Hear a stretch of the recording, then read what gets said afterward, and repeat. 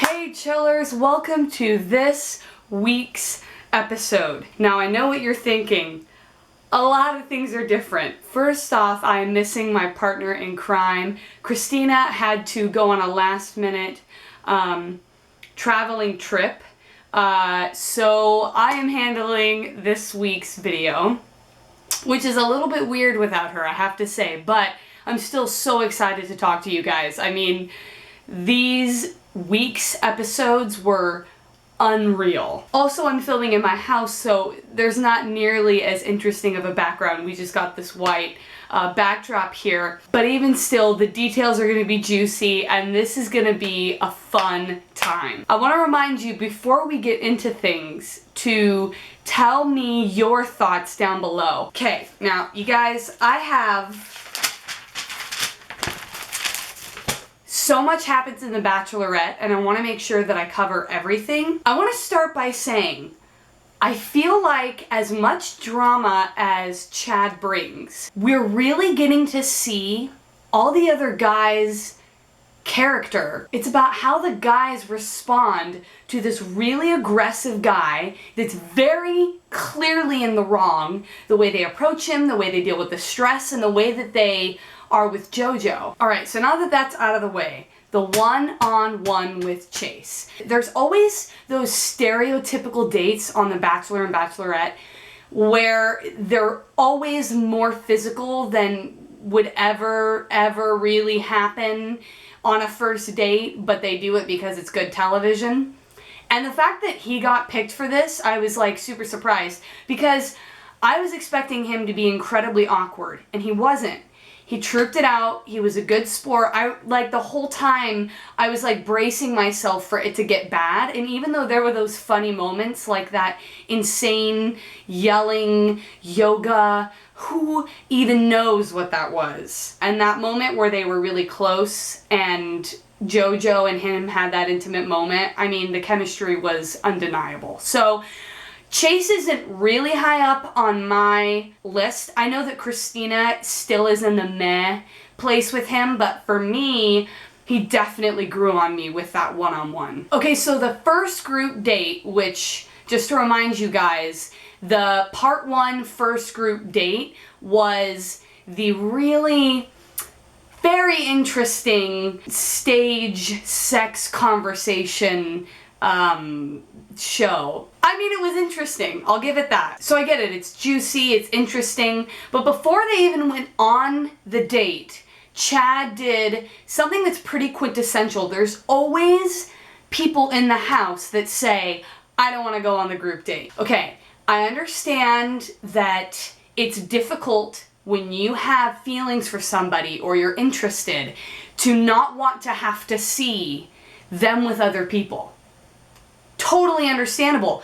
It's what makes The Bachelor and The Bachelorette so, interesting, because not only are these people trying to find love, but they have to deal and cope with the fact that there's all other kinds of people in the house also searching for love with the same person. So if you have a problem and you don't want to go on the date, don't audition for The Bachelorette.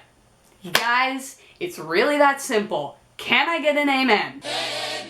As far as Chad not wanting to go on stage and talk about a sexual experience, if he was coming from the angle of, well, I'm just really uncomfortable about it, which is what he said, I would understand, but that wasn't what it was. A couple of the guys said it, he's incredibly insecure, and he was the one guy that didn't want to put himself out there. How many people would feel comfortable going up on a stage in front of strangers and sharing an intimate story like that? Totally get it. But with Chad, it was more about, I don't want to make a fool of myself. Evan. So, I don't know about you guys, but when Evan was backstage talking about the fact that he was going to make fun of Chad for his personal, intimate story, I think that's the moment where I went from Evan being okay to me being like, not a fan. A part of me is gratified and was gratified watching Chad getting upset, right? As bad as that sounds, I really don't like Chad. He's not a good guy. So it was gratifying. But to go on the aggressive like that, I don't think, I just feel like it was messed up. And to try and instigate somebody intentionally is, for whatever reason, I don't think is okay. And that was my problem with Evan the entire time. As for like the whole pulling of the shirt situation, can you guys please tell me what you think in the comments? Because I did not see Evan push Chad. Evan was tense, but that's no reason for Chad to pull and rip his shirt and punch a wall and threaten people. Chad. The amount of respect I gained from JoJo though, when she turned that kiss down, sorry, Chad. After that whole stage escapade, when they went back to the house and there was that ultimatum between Evan and Chad, and Evan was like, okay, JoJo, it's either me or Chad. I get it. I have more respect for somebody like Alex, who is honest about what's going on in the house, but doesn't let it consume him. I felt like it was much more of Evan feeling like having this personal vendetta, and it was weird and uncomfortable. I felt a lot better because Evan came back in with the rose, and Chad was like, is this real life? Is this really happening? Yes, Chad, this is real life. JoJo called him out. Like, there's not many bachelorettes or bachelors that have, a lot of times people will come up to try and, hey, can I talk to you for a sec? Can I steal you for a sec? And normally the bachelorette or bachelor doesn't say, no, they just sat down. But JoJo is one of those people that says, no, I'm just started talking to this person, or hey, I don't like that you made that remark, and I have so much respect for her. Hands down, favorite moment in both part 1 and part 2. All right, we're cruising. James T. James T is incredible. He is the sweet guy, and I love him. I adore him. I remember watching it and basically like my heart was flying under a rainbow with unicorns. I thought it was so adorable. But I have this gut feeling that the nice guy is gonna lose. Because a lot of times when a guy is too nice, which I think is what he was trying to communicate with JoJo, and JoJo was saying, no, you have all the best qualities. But when a nice guy is too nice, they often don't get picked. It's sort of like the comparison with Jordan. Jordan has a lot more mystery to him, which we'll get to. There's a little bit of risk there, and I think people like risk, and I think JoJo's a person that likes risk. If in the end, James T proposes and JoJo says, yes, I will be the happiest camper ever, my thing is, I don't think that will happen. That's my prediction. Also, that song, I mean, hello. So now we've had both one-on-ones and the group date, and Chris comes in and he's like, all right guys, JoJo is canceling the cocktail party. And then he's like, haha, I got you. We're actually gonna do a pool party. And everyone's like, yeah, we're so happy. And Evan goes outside and talks to Chris.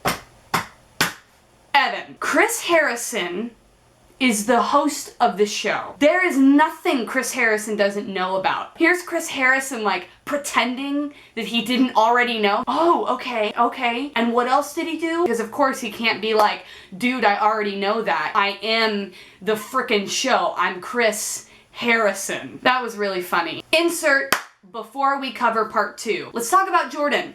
Now, chillers, if you have been watching this from the beginning, you know that Christina and I have had our doubts about Jordan. Now, Jordan is winning me over.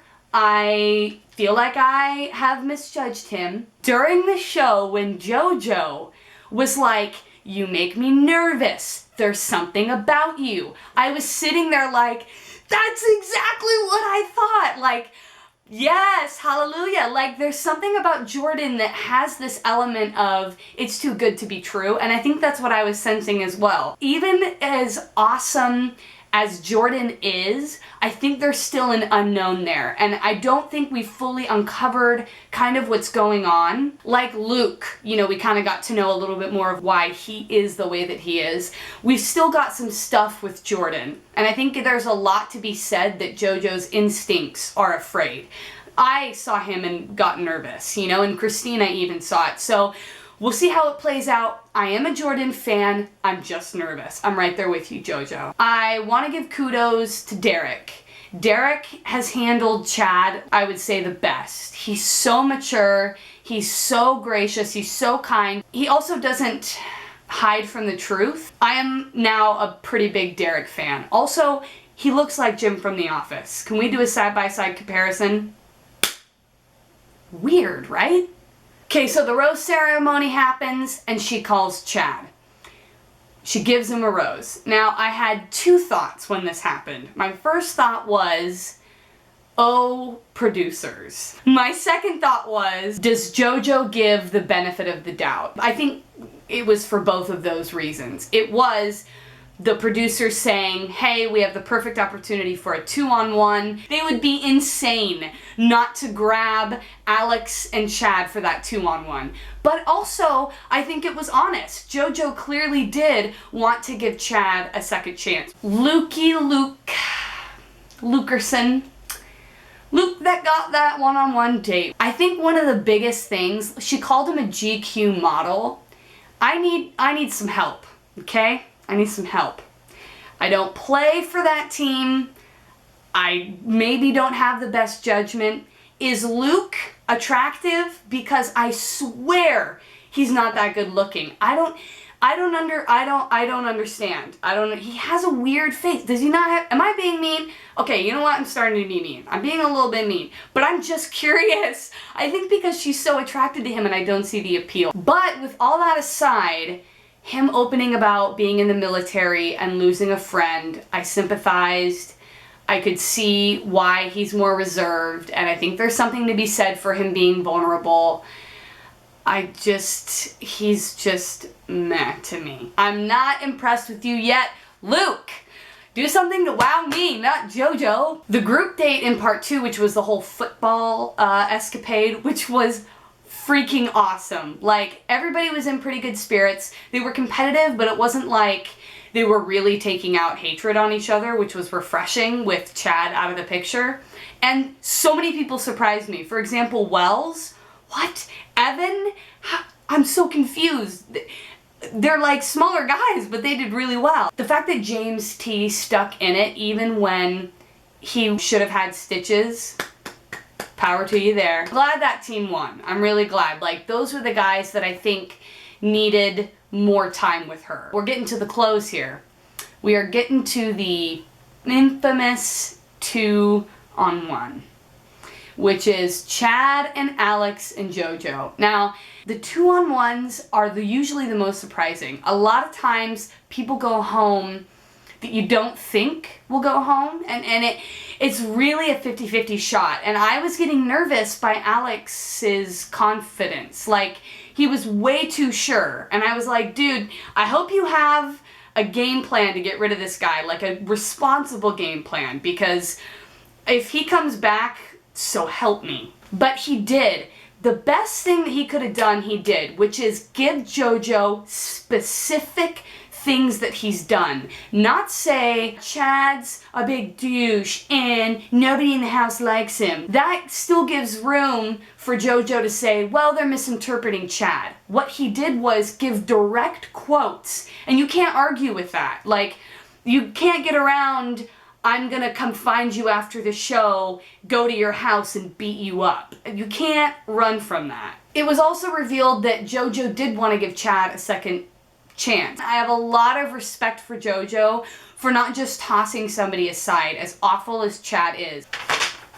That's it. Don't worry, Christina will be back next week. Heavens knows I miss her so much. And watching the episodes without her was just... Honestly, I wish all of you could be with us when we're watching it because we pause it like every 5 minutes to rant. That's another reason why we've done this channel and made this channel. We need somewhere else to just throw our opinions everywhere. Have an excellent day, chillers. We love you so much. Christina says hello and she's sorry that she couldn't be here.